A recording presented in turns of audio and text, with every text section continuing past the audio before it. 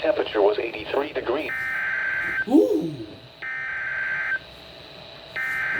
Nice. What do we get? Flash flood warning. FFW.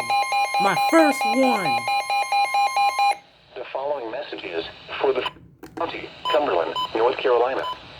The National Weather Service in Raleigh has issued a flash flood warning for northwestern Cumberland County in central North Carolina until 5:45 p.m. At 4:05 p.m., Doppler radar indicated thunderstorms producing heavy rain across the warned area. Between 1 and 3 inches of rain have fallen near Bonnie Doon. Flash flooding is ongoing or expected to begin shortly. Hazard, life-threatening flash flooding. Thunderstorms producing flash flooding. Source, radar. Impact, life-threatening flash flooding of creeks and streams, urban areas, highways, streets, and underpasses. Some locations that will experience flash flooding include Fayetteville, Fort Bragg, Pope Air Force Base, and Bonnie Doon. This includes the following flood-prone locations: Spruce St. and Little Cross Creek. Turn around, don't drown when encountering flooded roads.